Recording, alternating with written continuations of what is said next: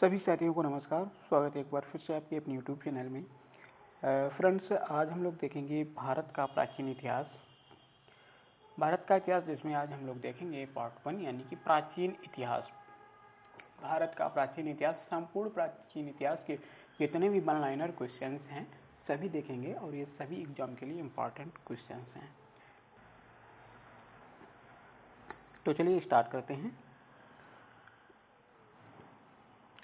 प्राचीन इतिहास में सबसे पहले शुरुआत होती है सिंधु घाटी सभ्यता या हड़प्पा सभ्यता। इससे संबंधित जितने भी क्वेश्चन बनते हैं इनको देखेंगे। इसके बाद में टॉपिक बाय टॉपिक, ठीक है, सभी देखते चले जाएंगे। पूरा प्राचीन इतिहास इस वीडियो में हम लोग समाप्त करेंगे। चलिए देखते हैं। फर्स्ट क्वेश्चन है, हड़प्पा सभ्यता का सर्वाधिक मान्यता प्राप्त काल कौन सा है? तो हड़प्पा सभ्यता का सर्वाधिक मान्यता प्राप्त काल जो है वो 2500 ईसा पूर्व से 1750 ईसा पूर्व तक है। ठीक है। नेक्स्ट है, सिंधु घाटी सभ्यता में घोड़े के अवशेष कहाँ मिले हैं? तो घोड़े के अवशेष जो मिले हैं वो सुरकोटदा से मिले हैं।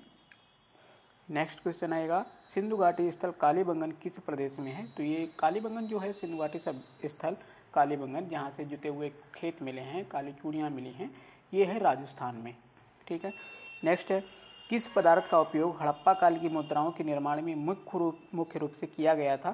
तो हड़प्पा काल की जो मुद्राएं निर्मित थी वो किससे निर्मित थी? तो सेल खड़ी यानी कि स्टेटेलाइट का प्रयोग किया गया था। ठीक है, सेल खड़ी की मुद्राएं हुआ करती थी। नेक्स्ट क्वेश्चन है, हड़प्पा सभ्यता किस युग की थी? तो हड़प्पा सभ्यता जो है वो कांस्य युग की थी। कौन सी युग की? कांस्य युग की सभ्यता थी। नेक्स्ट क्वेश्चन आता है, सिंधु घाटी सभ्यता के लोगों का मुख्य व्यवसाय क्या था? तो सिंधु घाटी सभ्यता के लोगों का जो मुख्य व्यवसाय था वो कौन सा था? व्यापार था। ठीक है। नेक्स्ट क्वेश्चन आता है, हड़प्पा सभ्यता के निवासी थे, तो हड़प्पा सभ्यता के निवासी नागरिक थे या ग्रामीण थे? तो नागरिक थे यानी शहरी थे। ठीक है, हड़प्पा सभ्यता के जो निवासी थे वो शहरी। हड़प्पा, यहाँ से क्वेश्चन ये ऐसे भी पूछा जाता था, जो पूछा जाता है कि हड़प्पा सभ्यता कौन सी सभ्यता है, नगरी है या शहरी है? ठीक है, तो ये शहरी सभ्यता है। नेक्स्ट क्वेश्चन आता है, सिंधु सभ्यता के घर किससे बनाए जाते थे? तो सिंधु सभ्यता के जो घर थे वो ईंटों से बनाए जाते थे। ठीक है, ईंटों से निर्मित किए जाते थे। नेक्स्ट है, हड़प्पा वासी किस वस्तु के उत्पादन में सर्वप्रथम थे? तो हड़प्पा वासी जो है ये कपास के उत्पादन में सर्वप्रमुख थे। हड़प्पा सभ्यता का सर्वप्रथम खोजकर्ता कौन था? तो हड़प्पा सभ्यता के सर्वप्रथम जो खोजकर्ता थे वो कौन से?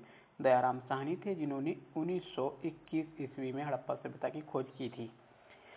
नेक्स्ट है, सिंधु सभ्यता का पत्तन नगर, पत्तन नगर यानी कि जिसको बंदरगाह कहा जाता था, तो वो बंदरगाह कौन सा था? तो सिंधु सभ्यता का सबसे प्रमुख बंदरगाह जो था वो लोथल था, जो कि गुजरात में स्थित है और कहाँ? भोगवा नदी के किनारे। नेक्स्ट क्वेश्चन आता है कि पैमानों की खोज ने यह सिद्ध कर दिया है कि सिंधु घाटी के लोग माप और तौल से परिचित थे। यह खोज कहाँ पर हुई थी? तो ये खोज हुई थी लोथल में, जो कि सिंधु सभ्यता का पत्तन नगर है, बंदरगाह है, वहाँ से इसकी खोज हुई थी। हाथी के दांत के पैमाने बने मिले थे। नेक्स्ट क्वेश्चन आता है, मोहनजोदड़ो को किस अन्य नाम से भी जाना जाता है? तो मोहनजोदड़ो को कहा जाता है मृतकों का टीला। किस? मृतकों का टीला के नाम से जाना जाता है, amount of dead. Next question है, हड़प्पा सभ्यता का प्रचलित नाम क्या है? तो हड़प्पा सभ्यता का जो प्रचलित नाम है वो क्या है? सिंधु घाटी सभ्यता।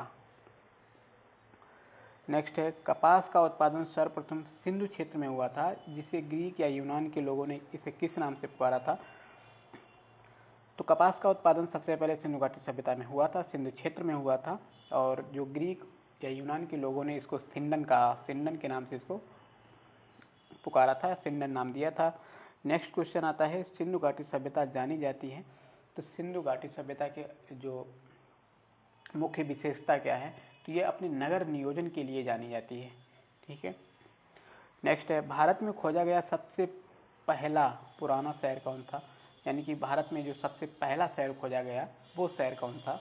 तो सबसे पहले हड़प्पा खोजा गया था 1921 ईस्वी में। किसने उत्खनन किया था?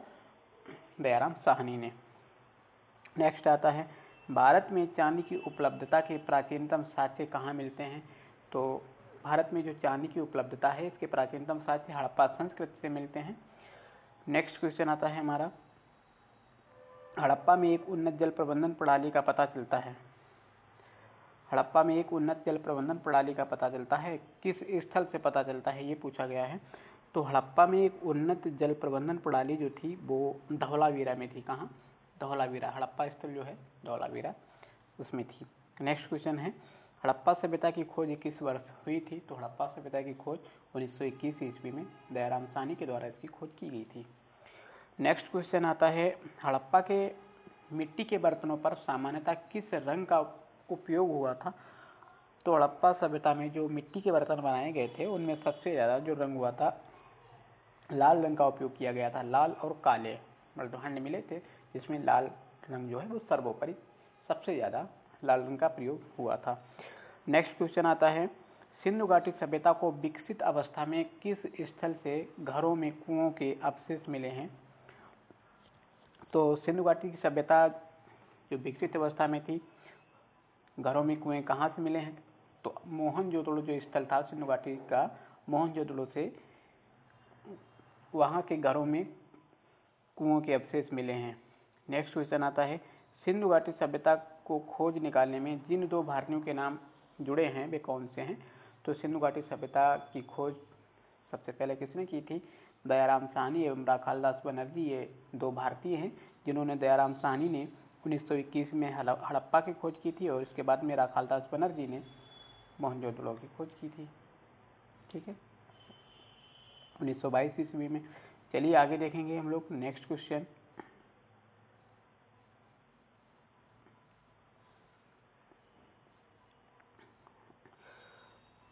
नेक्स्ट क्वेश्चन आता है, रंगपुर जहां हड़प्पा की समकालीन सभ्यता थी, रंगपुर ये कहाँ है? तो ये सौराष्ट्र में है। ठीक है। नेक्स्ट क्वेश्चन आता है, हड़प्पा एवं मोहनजोदड़ो की पुरातात्विक खुदाई के प्रभारी कौन थे? तो हड़प्पा और मोहनजोदड़ो की जो पुरातात्विक खुदाई हुई उसके प्रभारी थे sir John Marshall. Next question आता है, किस पशु की आकृति जो मोहर पर मिली है जिससे ज्ञात होता है कि सिंधु घाटी एवं मेसोपोटामिया की सभ्यताओं के मध्य में व्यापारिक संबंध थे? तो सिंधु घाटी और मेसोपोटामिया की सभ्यताओं के मध्य व्यापारिक संबंध थे। ये एक जो मोहर मिली है उस पर किसकी आकृति थी? बैल की आकृति थी। ठीक है। नेक्स्ट क्वेश्चन है, हड़प्पा के लोगों की सामाजिक पद्धति कैसी थी? तो हड़प्पा के लोगों की सामाजिक पद्धति जो थी वो उचित समतावादी थी। नेक्स्ट क्वेश्चन आता है, हड़प्पा सभ्यता के अंतर्गत हल से जोते गए खेत के साक्ष्य कहाँ से मिला है? तो जुते हुए खेत का साक्ष्य मिला है कालीबंगा जो कि राजस्थान में स्थित है। सैंदव सभ्यता की ईंटों का अलंकरण किस स्थान से मिलता है? तो ये कालीबंगा से मिलता है। मोहनजोदड़ो कहाँ स्थित है? मोहनजोदड़ो ये सिंधु क्षेत्र पाकिस्तान में स्थित है। नेक्स्ट क्वेश्चन आता है, सिंधु सभ्यता में बृहत स्नानागार पाया जाता है, ये कहाँ पाया गया है? तो सिंधु सभ्यता में जो बृहत स्नानागार पाया गया है वो मोहनजोदड़ो से पाया गया है। हड़प्पा कालीन स्थलों में अभी तक किस धातु की प्राप्ति नहीं हुई है? तो हड़प्पा कालीन स्थलों में अभी तक लोहे की नहीं प्राप्ति हुई है। लोहा धातु जो है इसकी प्राप्ति नहीं हुई है। लोहा सिंधु घाटी सभ्यता में नहीं था और इसकी खोज कब की गई थी? वैदिक सभ्यता में 1000 ईसा पूर्व के लगभग में ये उत्तर प्रदेश के एटा जिले के अतरंजी खेड़ा से लोहे की एक कुल्हाड़ी मिली थी, हैंड एक्स। नेक्स्ट क्वेश्चन आता है, किस पशु के अवशेष सिंधु घाटी सभ्यता में प्राप्त नहीं हुए हैं? तो सिंधु घाटी सभ्यता में गाय के अवशेष प्राप्त नहीं हुए हैं। नेक्स्ट क्वेश्चन आता है, स्वातंत्र्योत्तर भारत में सबसे अधिक संख्या में, यानी कि स्वतंत्रता के बाद भारत में सबसे अधिक संख्या में हड़प्पा युगीन स्थलों की खोज किस प्रांत में हुई है? तो हड़प्पा युगीन स्थलों की खोज सबसे ज्यादा हुई है गुजरात में। नेक्स्ट क्वेश्चन बनता है, किस हड़प्पा कालीन स्थल से नृत्य मुद्रा वाली स्त्री को कांस्य मूर्ति प्राप्त हुई है? तो ये मोहनजोदड़ो से नृत्य करती हुई मुद्रा वाली स्त्री की कांस्य मूर्ति प्राप्त हुई है। नेक्स्ट है, हड़प्पावासी किस धातु से परिचित नहीं थे? तो ये लोहा से परिचित नहीं थे। किस हड़प्पा कालीन स्थल से युगल समाधान का साक्ष्य मिला है? तो ये लोथल से युगल समाधान का साक्ष्य मिला है। नेक्स्ट क्वेश्चन आता है, मानव समाज विलक्षण है क्योंकि वह मुख्यतः आश्रित होता है। तो ये किस पर आश्रित होता है? तो मानव समाज ये विलक्षण समाज है और यह मुख्यतः संस्कृत पर आश्रित होता है। नेक्स्ट क्वेश्चन है, सिंधु सभ्यता ये संबंधित है। तो सिंधु सभ्यता जो है वो आद्य ऐतिहासिक युग से संबंधित है। आद्य ऐतिहासिक युग जिसमें लोगों को पढ़ने लिखने का ज्ञान तो था, पर उनकी जो लिपि थी वो आज तक पढ़ी नहीं जा सकी है। नेक्स्ट क्वेश्चन है, सिंधु घाटी की सभ्यता गैर आर्य थी। सिंधु घाटी सभ्यता गैर आर्य थी, क्योंकि वह थी, तो सिंधु घाटी सभ्यता ये गैर आर्य थी क्योंकि ये नगरीय सभ्यता थी। और जो आर्य सभ्यता कौन सी थी, तो आर्यों की सभ्यता थी वैदिक सभ्यता, जो कि एक ग्रामीण सभ्यता थी। ठीक है। नेक्स्ट क्वेश्चन बनता है कि सिंधु घाटी सभ्यता को आर्यों से पूर्व को रखे जाने का महत्वपूर्ण कारक क्या है। तो आर्यों से पहले रखे जाने का महत्वपूर्ण कारक है लाल काले मृदभांड। ठीक है, मृदभांड जो मिले हैं मिट्टी के बर्तन जिसमें लाल और काले रंग का प्रयोग हुआ है। नेक्स्ट क्वेश्चन आता है, सिंधु घाटी संस्कृति वैदिक सभ्यता से भिन्न थी क्योंकि इनके पास विकसित शहरी जीवन की सुविधाएं थीं। किसके?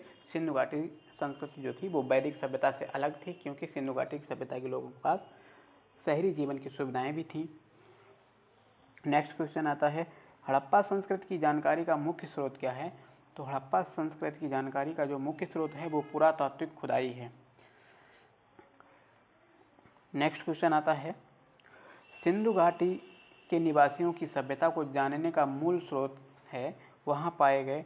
तो सिंधु घाटी सभ्यता के निवासियों का जो जानने का जो मूल स्रोत है वो है बर्तन है, जेवर, हथियार और औजार। इनसे पता चलता है कि यहाँ के निवासियों की सभ्यता कैसी थी। चलिए आगे देखेंगे।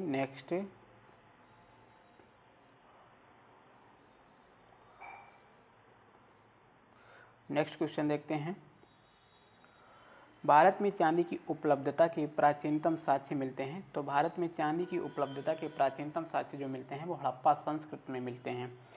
नेक्स्ट क्वेश्चन आता है, हड़प्पा में मिट्टी के बर्तनों पर सामान्यतः किस रंग का उपयोग हुआ है। तो ये लाल रंग का उपयोग हुआ है। नेक्स्ट क्वेश्चन आता है, मूर्ति पूजा का आरंभ कब से माना जाता है। तो ये पूर्व आर्य यानी कि आर्यों से पहले। ठीक है। नेक्स्ट क्वेश्चन है, विशाल स्नानागार ये किस पुरातत्व स्थल से पाया गया था। तो विशाल स्नानागार जो है ये मोहनजोदड़ो से पाया गया है। मोहनजोदड़ो में है विशाल स्नानागार। ठीक है, सबसे बड़ी इमारत। नेक्स्ट क्वेश्चन है, हड़प्पा सभ्यता स्थल लोथल, जो हड़प्पा सभ्यता का स्थल लोथल है ये कहाँ स्थित है। तो लोथल जो है ये गुजरात में स्थित है। और कहाँ स्थित है? भोगवा नदी के किनारे।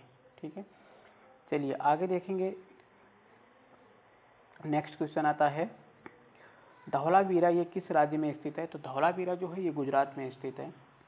नेक्स्ट क्वेश्चन है, कौन सा हड़प्पी नगर ये 3 भागों में विभक्त था। तो हड़प्पी नगर जो था धौलावीरा ये 3 भागों में विभक्त था। और यहाँ पर और इसकी क्या विशेषता कि ये जल निकासी के लिए ही बहुत प्रसिद्ध था। ठीक है, कि जो कि नालियाँ थी वो ईंटों की बनी हुई थी। नेक्स्ट क्वेश्चन है, अब आते हैं देखते हैं हम लोग। अभी तक हमारा सिंधु घाटी सभ्यता चल रहा था। सिंधु घाटी सभ्यता से संबंधित क्वेश्चन सारे पूरे कर लिए हैं। इसके बाद में अब हम लोग देखेंगे वैदिक सभ्यता। ठीक है, चलिए वैदिक सभ्यता में देखते हैं, पूर्व वैदिक या ऋग्वैदिक संस्कृति का काल किसे माना जाता है। देखिए सबसे पहले ये पूछा जाता है कि वैदिक सभ्यता का युग काल कौन सा है। तो वैदिक सभ्यता का काल जो है वो 1500 ईसा पूर्व से कितना है 600 ईसा पूर्व तक है। ठीक है, 600 ईसा पूर्व तक है, जिसमें कि वैदिक सभ्यता को 2 भागों में विभाजित किया गया है।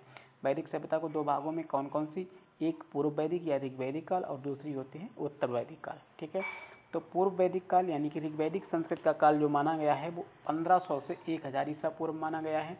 और जबकि उत्तर वैदिक संस्कृत का काल जो माना गया है वो 1000 ईसा पूर्व से 600 ईसा पूर्व।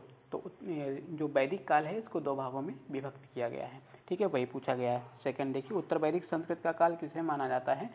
तो 1000 ईसा पूर्व से 600 ईसा पूर्व इसको माना जाता है। नेक्स्ट क्वेश्चन आता है, आर्य शब्द का शाब्दिक अर्थ क्या है। तो आर्य शब्द का शाब्दिक अर्थ है श्रेष्ठ या कुलीन। नेक्स्ट है, किस फसल का ज्ञान वैदिक काल के लोगों को नहीं था। तो तंबाकू का ज्ञान वैदिक काल के लोगों को नहीं था, तंबाकू नहीं उपजाते थे। नेक्स्ट क्वेश्चन है, उत्तर वैदिक काल के वेद विरोधी और ब्राह्मण विरोधी धार्मिक अध्यापकों को किस नाम से जाना जाता था। वेद विरोधी और ब्राह्मण विरोधी धार्मिक अध्यापकों को श्रमण के नाम से इनको जाना जाता था। नेक्स्ट है, वैदिक गणित का महत्वपूर्ण अंग क्या है? तो वैदिक गणित का महत्वपूर्ण अंग है सुलभ सूत्र। नेक्स्ट है, किस वेद में प्राचीन वैदिक युग की संस्कृत के बारे में सूचना दी गई है? तो ऋग्वेद में प्राचीन वैदिक युग की संस्कृत के बारे में इसकी सूचना दी गई है। चलिए आगे देखते हैं। नेक्स्ट, वेदों की संख्या कितनी है? तो वेदों की संख्या है 4 वेद हैं, ऋग्वेद, यजुर्वेद, अथर्ववेद, सामवेद। नेक्स्ट है, भारत के राजनीति में प्रयुक्त होने वाले शब्द सत्यमेव जयते ये किस उपनिषद से लिया गया है? तो जो सत्यमेव जयते हैं ये मुंडकोपनिषद से लिया गया है। नेक्स्ट है, ऋग्वैदिक आर्यों का मुख्य व्यवसाय क्या था? तो ऋग्वैदिक आर्यों का मुख्य व्यवसाय था पशुपालन। ठीक है। भारतीय संगीत का आदि ग्रंथ किसे कहा जाता है? तो भारतीय संगीत का आदि ग्रंथ जो है वो सामवेद को कहा जाता है। चलिए आगे देखते हैं। नेक्स्ट, प्रमुख दर्शन और उनके प्रवर्तक देखते हैं, ये इंपॉर्टेंट है, आता है। चलिए स्टार्ट करते हैं। देखिए, सांख्य दर्शन के प्रवर्तक कौन है? तो सांख्य दर्शन के प्रवर्तक जो हैं वो कपिल हैं। न्याय के गौतम हैं।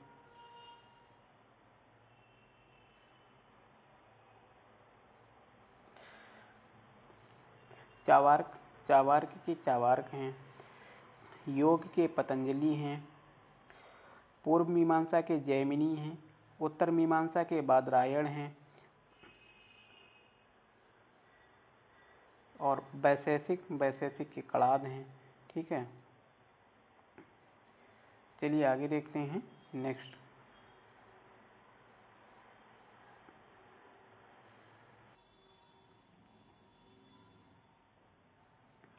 प्रथम विधि निर्माता कौन है? तो प्रथम विधि निर्माता मनु। कौन है? मनु, ये प्रथम विधि निर्माता हैं। चलिए आगे देखेंगे। नेक्स्ट क्वेश्चन,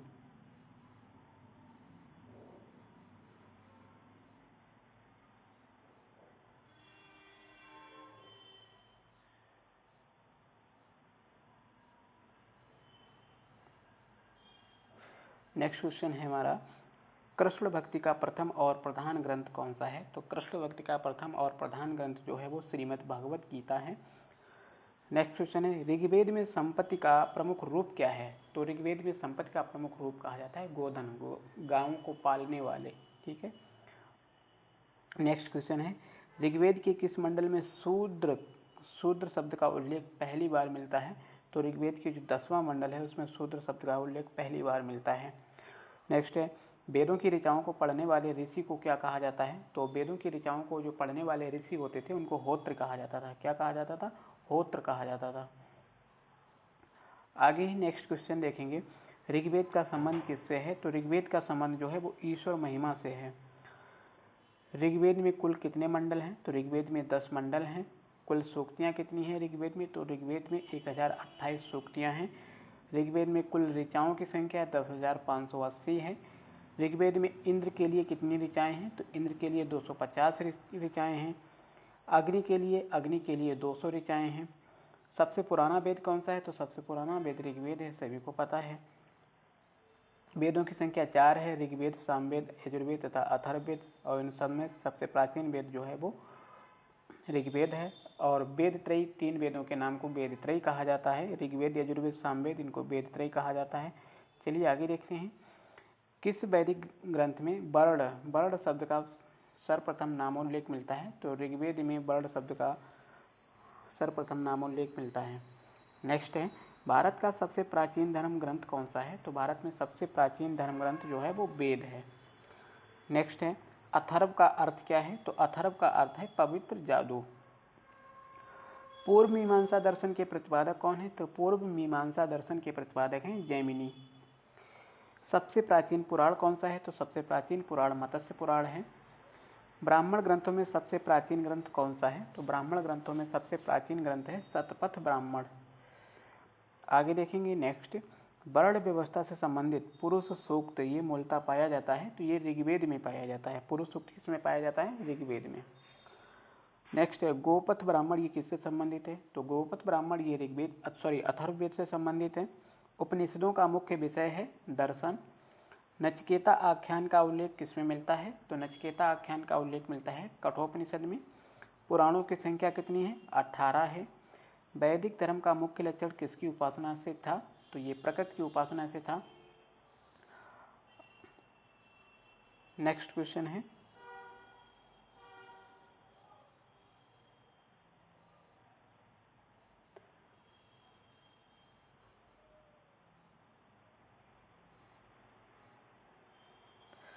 वैदिक धर्म का मुख्य लक्षण किसकी उपासना से था? तो ये प्रकृति की उपासना से था।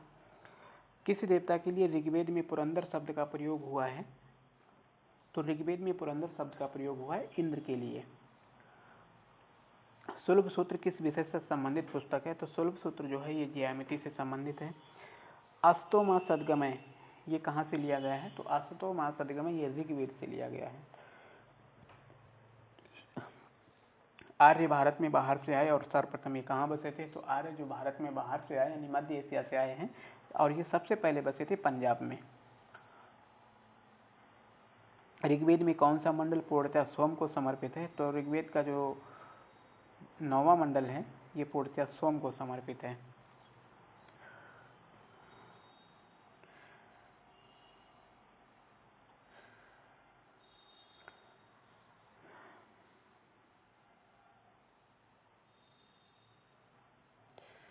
चलिए आगे देखें। नेक्स्ट क्वेश्चन है, प्रसिद्ध 10 राजाओं का युद्ध दास राग युद्ध जिसको कहा जाता था, दास राग युद्ध, ये किस नदी के तट पर लड़ा गया? तो दास राग युद्ध जो है ये परुशड़ी नदी जिसका आधुनिक नाम है रावी नदी के किनारे दास राग युद्ध लड़ा गया था। धर्मशास्त्रों में भू राजस्व की दर क्या थी? तो धर्मशास्त्रों में भू राजस्व की दर थी 1/6 यानी कि 1/6 थी। ठीक है। 800 ईसा पूर्व से 600 ईसा पूर्व का काल किस युग से जुड़ा है? तो ये ब्राह्मण युग से जुड़ा है। आरंभिक वैदिक साहित्य में सर्वाधिक वर्णित नदी कौन सी है? तो आरंभिक वैदिक साहित्य में सर्वाधिक वर्णित जो नदी है वो सिंधु नदी है। ठीक है, चलिए आगे देखते हैं।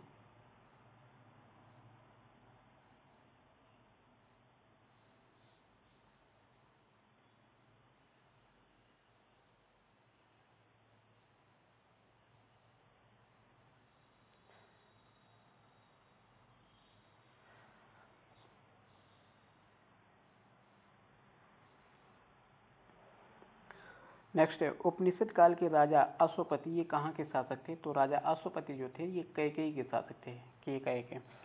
नेक्स्ट है, आध्यात्म ज्ञान के विषय में नचिकेता और यम का संवाद किस उपनिषद से प्राप्त होता है? तो आध्यात्म ज्ञान के विषय में नचिकेता और यम का जो संवाद है वो कठोपनिषद से प्राप्त हुआ है। नेक्स्ट है, वैदिक नदी कुभा जो कि काबुल इसका स्थान ये कहाँ निर्धारित होता है? तो काबुल जो कुभा नदी है ये काबुल में अफगानिस्तान में ये बहती है। नेक्स्ट है, कपिल मुनि द्वारा प्रतिपादित दार्शनिक प्रणाली कौन सी है? तो कपिल मुनि के द्वारा दार्शनिक प्रणाली जो है वो सांख्य दर्शन है। भारत के किस स्थल की खुदाई से लौह धातु के प्रचलन के प्राचीनतम प्रमाण मिले हैं? तो अतरंजी खेड़ा उत्तर प्रदेश के एटा जिले में स्थित है ये। किस काल में अछूत की अवधारणा स्पष्ट रूप से उदित हुई है? तो ये धर्मशास्त्र के काल में अछूत की अवधारणा स्पष्ट रूप से उदित हुई है। चलिए आगे देखते हैं। नेक्स्ट, गायत्री मंत्र जो कि देवी सावित्री को संबोधित ये किस पुस्तक में मिलता है? तो गायत्री मंत्र जो है ये ऋग्वेद में मिलता है। न्याय दर्शन को प्रचारित किसने किया था? गौतम ने प्रचारित किया था। प्राचीन भारत में निष्क से जाने जाते हैं, तो निष्क ये स्वर्ण आभूषण से जाने जाते हैं। योग दर्शन के प्रतिपादक हैं, तो योग दर्शन के प्रतिपादक पतंजलि हैं। उपनिषद पुस्तकें हैं, ये दर्शन पर आधारित पुस्तकें हैं। पूर्व वैदिक आर्यों का धर्म ये प्रमुखता क्या था? तो पूर्व वैदिक आर्यों का धर्म प्रकृति पूजा और यज्ञ करना ये पूर्व वैदिक आर्यों का प्रमुख धर्म था। चरक संहिता नामक पुस्तक किस विषय से संबंधित है? तो चरक संहिता नामक पुस्तक जो है ये चिकित्सा से संबंधित है। आगे देखेंगे। नेक्स्ट क्वेश्चन है, यज्ञ संबंधी विधि विधानों का पता चलता है। तो यज्ञ संबंधी विधि विधानों का जो पता चलता है वो किसमें? यजुर्वेद में। वैदिक युगीन सभा क्या थी? वैदिक युगीन सभा जो थी वो मंत्री परिषद थी। वैदिक युग में प्रचलित तो लोकप्रिय शासन प्रणाली कौन सी थी? तो लोकप्रिय शासन प्रणाली गणतंत्र शासन प्रणाली थी। सबसे प्राचीन वेद कौन सा है? ऋग्वेद ये सबसे प्राचीन वेद है। नेक्स्ट है, कौन भारतीय दर्शन की आरंभिक विचारधारा है? तो ये सांख्य भारतीय दर्शन की आरंभिक विचारधारा है। सांख्य, योग, न्याय, वैशेषिक, मीमांसा एवं वेदांत इन 6 भिन्न भारतीय दर्शनों को स्पष्ट रूप से अभिव्यक्त किसमें हुई है? तो ये वैदिक युग में इन 6 भारतीय दर्शनों की स्पष्ट रूप से अभिव्यक्ति हुई है। सांख्य, योग, न्याय, वैशेषिक, मीमांसा और वेदांत। वह दस्तकारी कौन सी है जो आर्यों के द्वारा व्यवहार में नहीं लाई गई थी? तो आर्यों के द्वारा व्यवहार में जो दस्तकारी नहीं लाई गई वो लुहार यानी कि लुहारगिरी। प्राचीनतम व्याकरण अष्टाध्यायी। अष्टाध्यायी के रचनाकार कौन है? तो अष्टाध्यायी के रचनाकार हैं पाणिनि। कौन सी स्मृति सबसे प्राचीनतम है? तो मनुस्मृति ये सबसे प्राचीनतम स्मृति है। आदि काव्य की संज्ञा किसे दी जाती है? तो रामायण को आदि काव्य की संज्ञा दी जाती है। प्राचीनतम पुराण कौन सा है? तो सबसे प्राचीनतम पुराण जो है वो मत्स्य पुराण। ऋग्वेद में सबसे पवित्र नदी किसे माना जाता है? सरस्वती को सबसे पवित्र नदी माना जाता है। वैदिक समाज की आधारभूत इकाई कौन सी है? तो वैदिक समाज की आधारभूत इकाई जो है कुटुंब। ऋग्वैदिक युग की प्राचीनतम संस्था कौन सी थी? ऋग्वैदिक युग की प्राचीनतम संस्था वेद थी। ब्राह्मण ग्रंथों में सर्वाधिक प्राचीन कौन सा है? तो ब्राह्मण ग्रंथों में सबसे प्राचीनतम ग्रंथ जो है वो शतपथ ब्राह्मण है। गोत्र व्यवस्था प्रचलन में कब आई? ये उत्तर वैदिक काल में प्रचलन में आई। नेक्स्ट क्वेश्चन है मनुस्मृति ये मुख्यतः किससे संबंधित है? तो ये समाज व्यवस्था से संबंधित है मनुस्मृति। नेक्स्ट, गायत्री मंत्र की रचना किसने की थी? तो गायत्री मंत्र की रचना विश्वामित्र के द्वारा की गई। अवेस्ता और ऋग्वेद में समानता है। अवेस्ता किस क्षेत्र से संबंधित है? तो अवेस्ता ये ईरान से संबंधित है। किसका संकलन ऋग्वेद पर आधारित है? तो सामवेद का जो संकलन है वो ऋग्वेद पर आधारित है। चलिए आगे देखेंगे नेक्स्ट क्वेश्चन।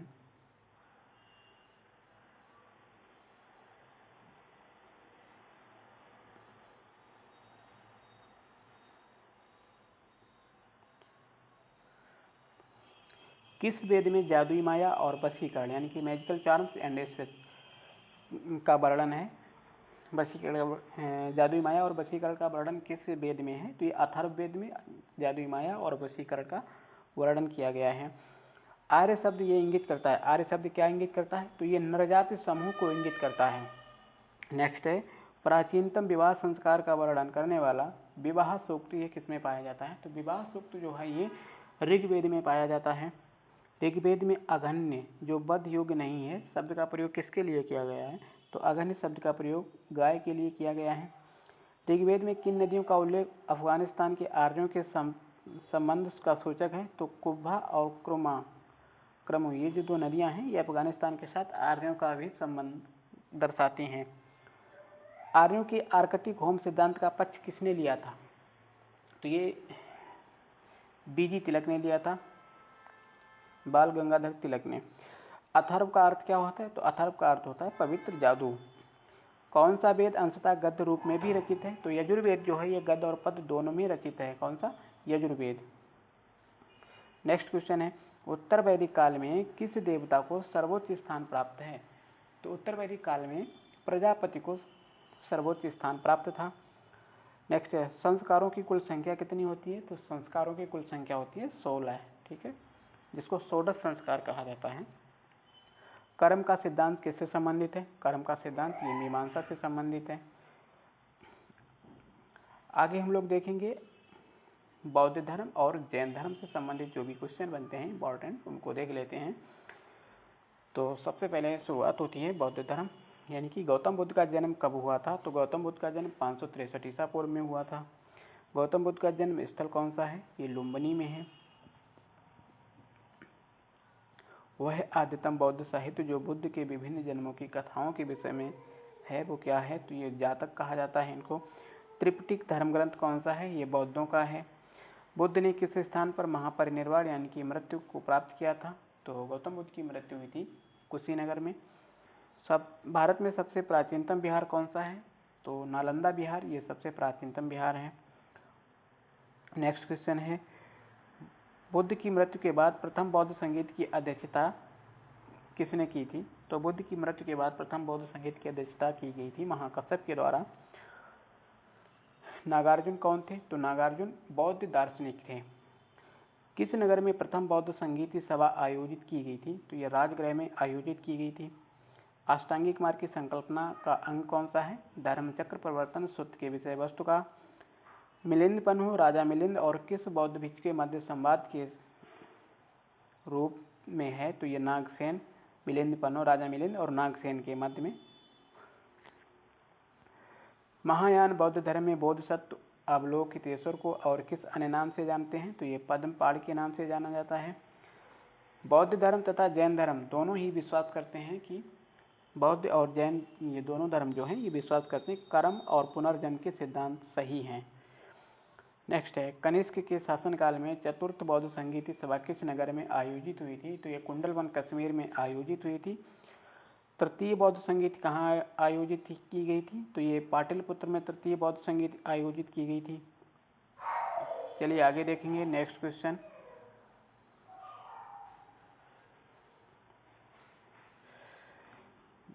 आगे देख लेते हैं पहले बौद्ध जो गौतम बुद्ध थे उनके जीवन से जुड़े प्रतीक। ठीक है, गौतम बुद्ध हाथी, ये हाथी किस चीज का प्रतीक था? तो हाथी ये बुद्ध के गर्भ में आने का प्रतीक था।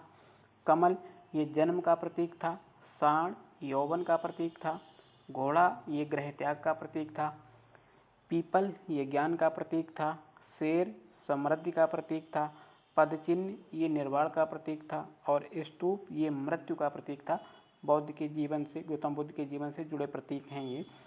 चलिए आगे देखते हैं गौतम बुद्ध का गुरु कौन था? तो गौतम बुद्ध के गुरु जो थे वो आलार कलाम, ये गौतम बुद्ध के गुरु थे। बुद्ध में वैराग्य भावना किन 4 दर्शनों के कारण बलवती है?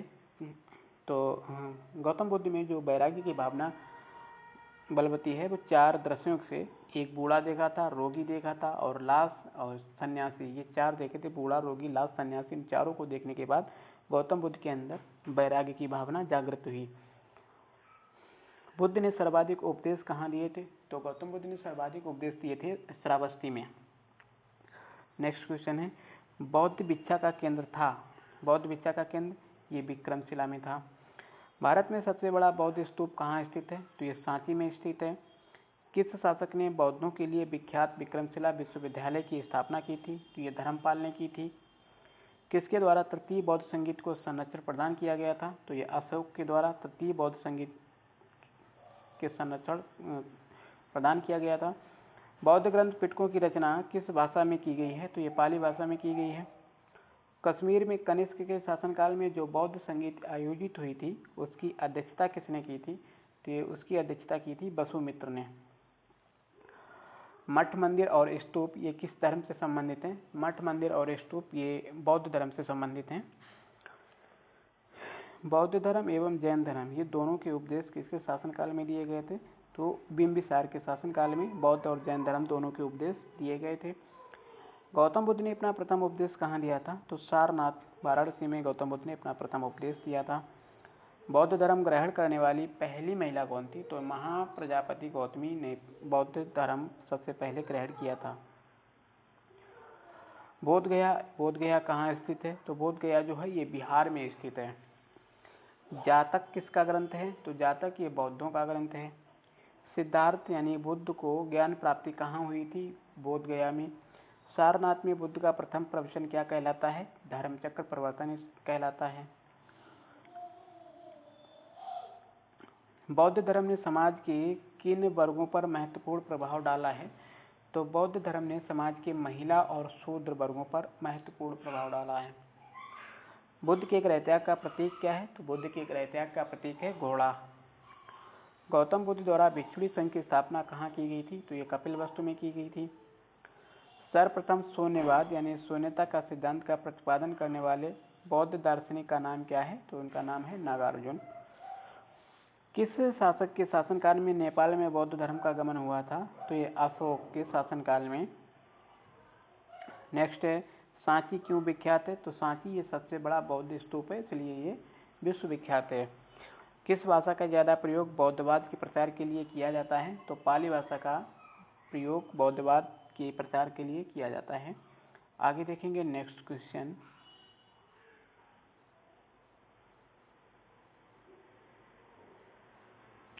महावीर स्वामी का जन्म कहाँ हुआ था? तो महावीर स्वामी का जन्म हुआ था कुंडग्राम में। किसे एशिया की रोशनी, द लाइट ऑफ एशिया किसको कहा जाता है? तो गौतम बुद्ध को लाइट ऑफ एशिया कहा जाता है। बुद्ध के जीवन की किस घटना को महाविनिष्क्रमण के रूप में जाना जाता है? तो उनके गृह त्याग की घटना को महाविनिष्क्रमण के नाम से जानते हैं। गौतम बुद्ध की माँ किस वंश से संबंधित थी? तो ये कोली वंश से संबंधित थी। किस राजा के एक अभिलेख से सूचना मिलती है कि शाक्य मुनि बुद्ध का जन्म लुम्बिनी में हुआ था? तो ये अशोक के अभिलेखों से सूचना मिलती है कि शाक्य मुनि बुद्ध का जन्म लुम्बिनी में हुआ था। मौर्य वंशी शासक अशोक के रुम्मिनदई अभिलेख से सूचना मिलती है कि शाक्य मुनि बुद्ध का जन्म लुम्बिनी में हुआ था। महात्मा बुद्ध ने अपना पहला धर्म चक्र प्रवर्तन किस स्थान पर दिया था? तो ये सारनाथ में दिया था। बुद्ध ने सर्वाधिक उपदेश कहाँ दिए थे? तो बुद्ध ने सर्वाधिक उपदेश श्रावस्ती में दिए थे। महावीर का जन्म किस क्षत्रिय गोत्र में हुआ था? तो ये यांत्रिक क्षत्रिय गोत्र में हुआ था इनका जन्म। महावीर की माता कौन थी? महावीर की माता का नाम त्रिशला था। महावीर का इनका मूल नाम वर्धमान था। महावीर की मृत्यु कहाँ हुई थी? तो मृत्यु इनकी पावापुरी में हुई थी। जैनियों के पहले तीर्थंकर कौन थे? तो ऋषभदेव ये जैनियों के पहले तीर्थंकर थे। जैन परंपरा के अनुसार जैन धर्म में कुल कितने तीर्थंकर हुए हैं? तो जैन धर्म में कुल 24 तीर्थंकर हुए हैं। जैन परंपरा के अनुसार महावीर कौन से तीर्थंकर थे? तो महावीर स्वामी जो थे ये जैन धर्म के 24वें तीर्थंकर थे।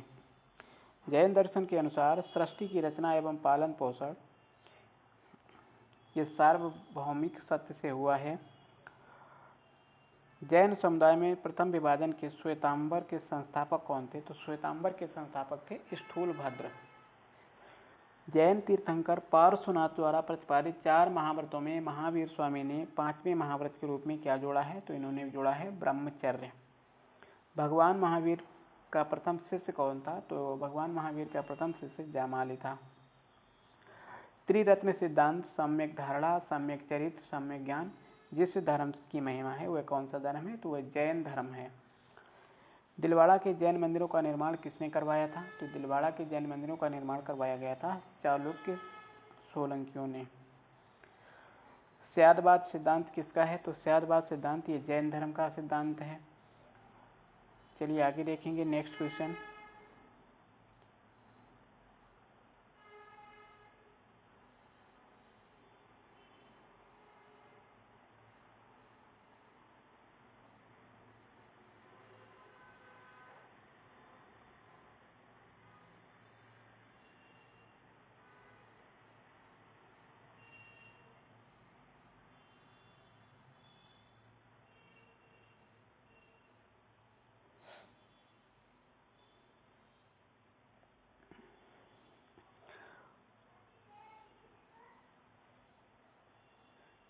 नेक्स्ट क्वेश्चन है कौन सबसे पूर्वकालिक जैन ग्रंथ कहलाता है? कौन सबसे पूर्वकालिक जैन ग्रंथ कहलाता है? तो ये 14 वर्ष पूर्व जो है ये पूर्वकालिक जैन ग्रंथ कहलाता है। जैन साहित्य को क्या कहा जाता है? तो जैन साहित्य को आगम कहा जाता है। जैन ग्रंथ कल्पसूत्र के रचयिता कौन है? तो कल्पसूत्र के रचयिता भद्रबाहु हैं। नेक्स्ट है अनेकांतावाद किसका क्रोड़ा यानी कि किसका केंद्रीय सिद्धांत एवं दर्शन है? तो ये जैन मत का अनेकांतावाद है, ये इसका दर्शन है। महान धार्मिक घटना महामस्तकाभिषेक किससे संबंधित और किस लिए की जाती है? तो ये बाहुबली से संबंधित है। प्रथम जैन महासभा का आयोजन कहाँ हुआ था? प्रथम जैन महासभा का आयोजन पाटलिपुत्र में हुआ था। द्वितीय जैन महासभा का आयोजन ये बल्लभी गुजरात में हुआ था। नेक्स्ट क्वेश्चन है जैन साहित्य का संकलन किस भाषा में है? तो जैन साहित्य का संकलन जो है ये प्राकृत एवं अर्धमागधी भाषा में है। कौन बुद्ध के जीवन काल में ही प्रमुख संघ का प्रमुख होना चाहता था? तो जो देवदत्त था ये गौतम बुद्ध के जीवन काल में ही संघ प्रमुख होना चाहता था। हेलियोडोरस का बेसनगर अभिलेख ये संदर्भित करता है कि ये केवल वासुदेव से संबंधित है। आजीविक संप्रदाय के संस्थापक कौन थे? आजीविक संप्रदाय के संस्थापक जो थे वो मक्खली गोसाल थे। भागवत संप्रदाय के विकास में किसका योगदान अत्यधिक था? तो हिंद यूनानियों का योगदान भागवत संप्रदाय में सबसे ज्यादा था।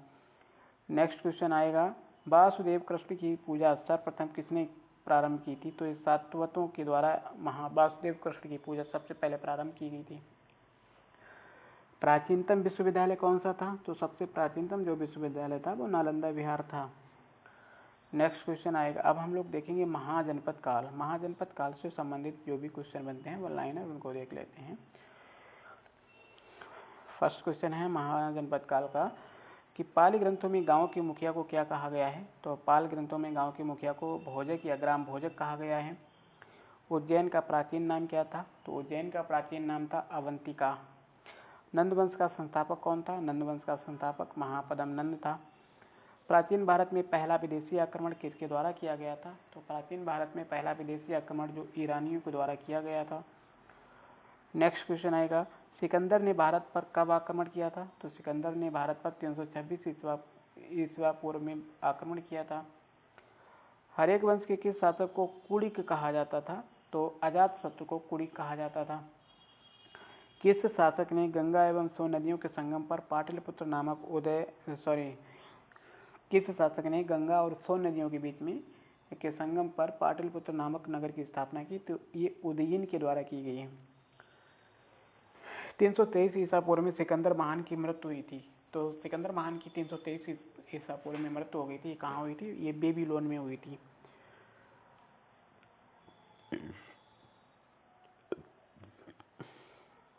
सिकंदर महान, अलेक्जेंडर द ग्रेट एवं पोरस यानी कि पूर्व की सेनाओं ने किस नदी के सामने वाले तटों पर पड़ाव डाला था? तो इन्होंने झेलम नदी के किनारे पड़ाव डाला था। नेक्स्ट है, किस प्रकार का मृदभांड यानी कि जो पाटरी कहा जाता है भारत में द्वितीय नगरीकरण शहरीकरण के प्रारंभ का प्रतीक माना जाता है? कि उत्तरी काले पालिशकृत बर्तन। नेक्स्ट है, मगध की प्रथम राजधानी कौन सी थी? तो मगध की प्रथम राजधानी थी गिरिब्रज राजगृह। चलिए आगे देखेंगे। नेक्स्ट,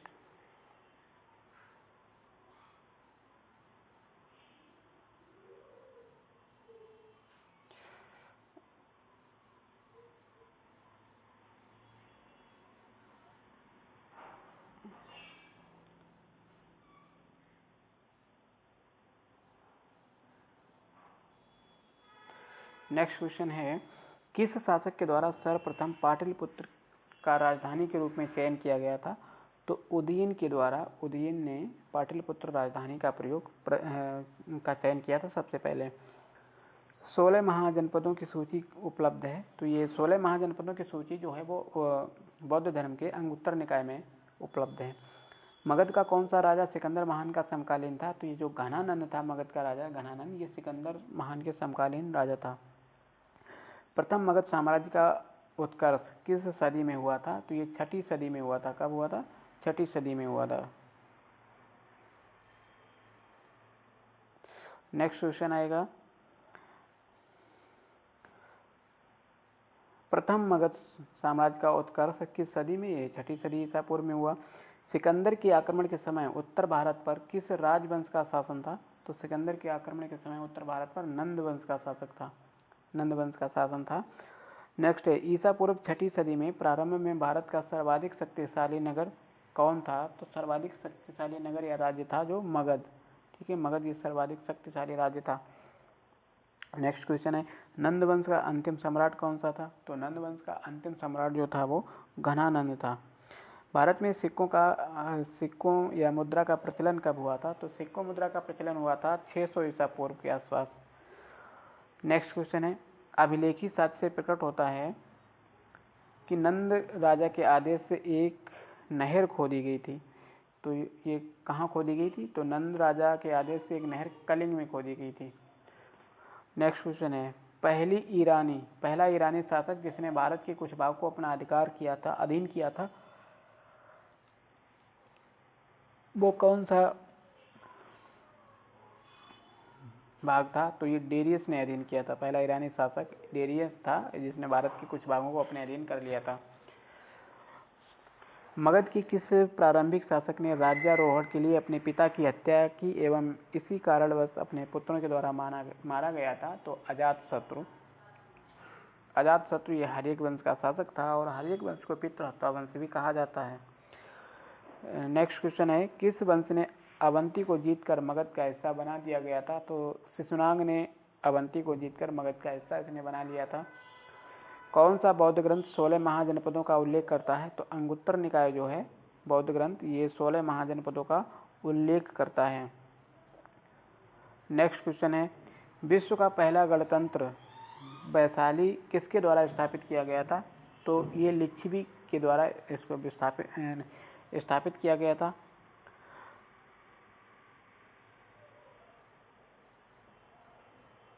प्राचीन श्रावस्ती का नगर विन्यास किस आकृति का है? तो ये अर्धचंद्राकार है।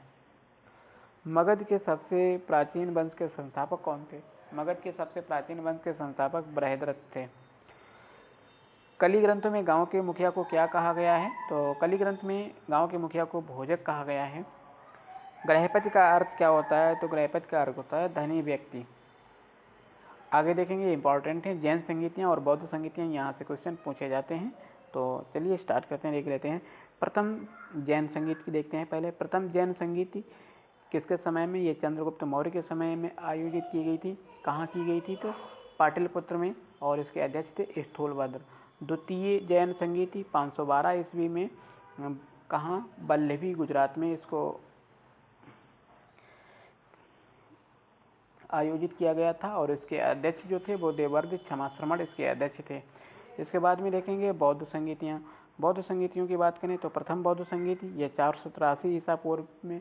शासक तब कौन था? तब शासक था अजातशत्रु, और स्थान यानी कि राजगृह में, और अध्यक्ष था महाकश्यप। ठीक है। द्वितीय संगीत की बात करें 383 ईसा पूर्व में। शासक था कालाशोक, स्थान था वैशाली, और अध्यक्ष था सर्वकामिनी, जिसको कहा जाता है सब्बकामी। तृतीय बौद्ध संगीत जो 251 ईसा पूर्व में बौद्ध संगीत की शासक था उस समय अशोक तृतीय बौद्ध संगीत में, और ये आयोजित की गई थी पाटलिपुत्र में। इसके अध्यक्ष थे मोगलीपुतिस। और चतुर्थ बौद्ध संगीत जो थी ये प्रथम सदी ईस्वी में इसको आयोजित किया गया था। शासक कनिष्क था, स्थान था कुंडलवन कश्मीर में, और इसकी अध्यक्षता किसी वसुमित्र के द्वारा इसकी अध्यक्षता की गई थी। चलिए आगे देखेंगे नेक्स्ट।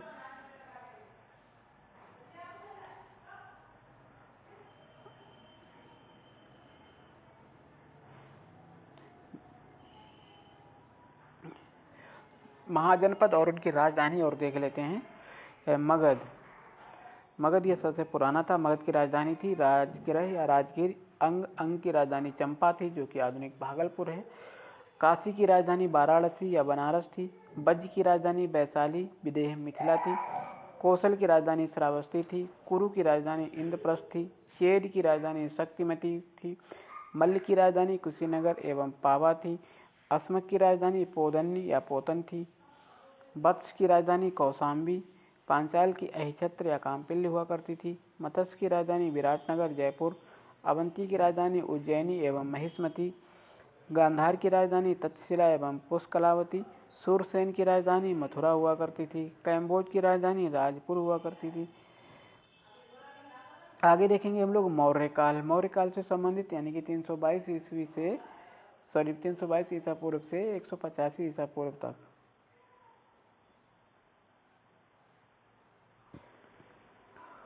अब हम लोग देखेंगे मौर्य काल। यूनिट 5 है मौर्य काल, जो कि 322 ईसा पूर्व से 185 ईसा पूर्व तक।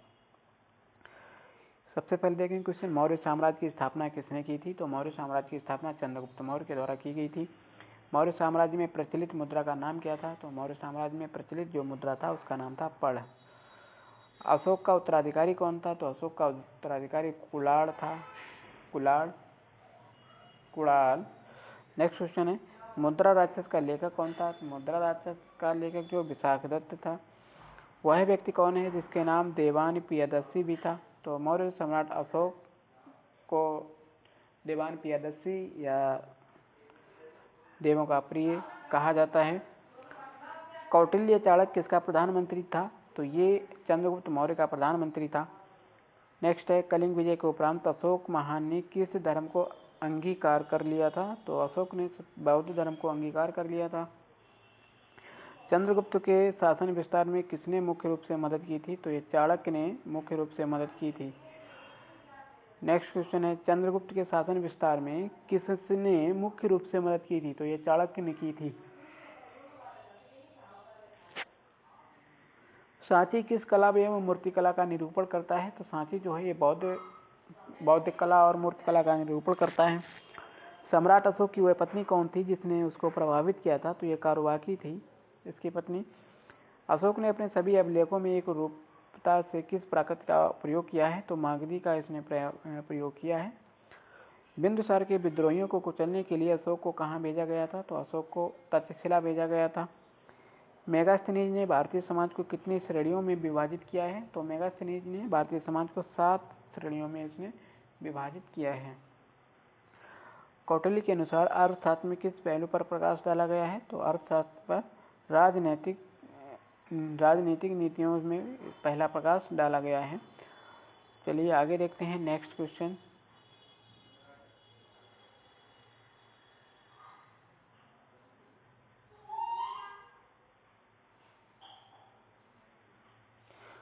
सांची का स्तूप किसने बनवाया था? तो सांची का स्तूप अशोक ने बनवाया था। सांची के स्तूप का निर्माण अशोक ने कराया था। स्थापत्य कला के दृष्टिकोण से सांची के स्तूप को सर्वश्रेष्ठ माना गया है।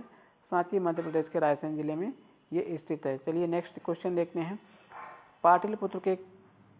पाटलिपुत्र को किस शासक ने सर्वप्रथम अपनी राजधानी बनाया था? तो पाटलिपुत्र को सबसे पहले चंद्रगुप्त मौर्य ने अपनी राजधानी इसको बनाया था।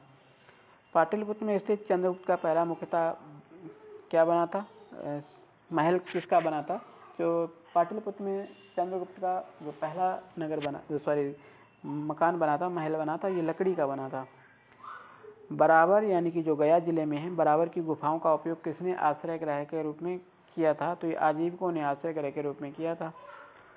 किस अभिलेख से यह साबित होता है कि चंद्रगुप्त का प्रभाव पश्चिम भारत तक फैला हुआ है? तो ये रुद्रदामन का जूनागढ़ अभिलेख से प्राप्त होता है। केवल वह स्तंभ जिसने अशोक ने स्वयं को मगध का सम्राट बताया, तो ये भाब्रू स्तंभ में अशोक ने मगध का सम्राट स्वयं को बताया था। अर्थशास्त्र का उल्लेख समकालीन था, तो अर्थशास्त्र का उल्लेख ये चंद्रगुप्त के समकालीन था। नंदवंश के पश्चात मगध पर किस राजवंश ने शासन किया है? तो मौर्य वंश ने शासन किया है। इसके बाद में मौर्य काल में शिक्षा का सर्वाधिक प्रसिद्ध केंद्र कौन सा है? तो ये सर्वाधिक प्रसिद्ध केंद्र तक्षशिला है। जिसके ग्रंथों में चंद्रगुप्त मौर्य का विशिष्ट रूप से वर्णन किया गया है वह क्या है? तो वह है विशाखदत्त। वह स्रोत जिसमें पाटलिपुत्र के प्रशासन का वर्णन उपलब्ध है वह कौन सा है? तो वह इंडिया है।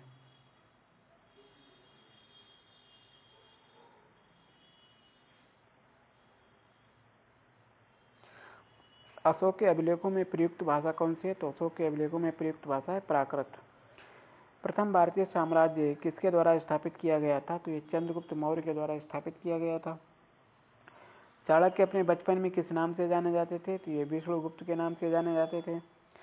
राज्य के सप्तांग सिद्धांत के अनुसार राज्य का 7वां अंग कौन सा था? तो राज्य का 7वां अंग था मित्र। किसके शासनकाल में डिमेकस भारत आया था? तो डिमेकस जो था ये बिंदुसार के शासनकाल में ये भारत आया था। किस प्राचीन नगर के अवशेष कुम्हार स्थल से प्राप्त हुए हैं? तो ये पाटलिपुत्र के कुलंदी बाग प्राचीन स्थान ये कहाँ था? तो कुलंदी बाग प्राचीन स्थल ये पाटलिपुत्र का स्थल है। किसने सहिष्णुता, उदारता और करुणा के त्रिविध आधार पर राजधानी की स्थापना की थी? तो ये अशोक के द्वारा की गई थी। अशोक ने बौद्ध होते हुए भी हिंदू धर्म में आस्था नहीं छोड़ी। इसका प्रमाण क्या है? तो देवनाम प्रिय की उपाधि से अशोक के शिलालेखों को पढ़ने वाला प्रथम अंग्रेज कौन था? तो वो जेम्स प्रिंसेप था। केवल वह स्तंभ जिसने अशोक ने स्वयं को मगध का सम्राट बताया है? तो भाब्रू स्तंभ है। मौर्य काल में शिक्षा का सर्वाधिक प्रसिद्ध केंद्र तक्षशिला था। अंतिम मौर्य सम्राट कौन था? तो अंतिम मौर्य सम्राट बृहद्रथ था।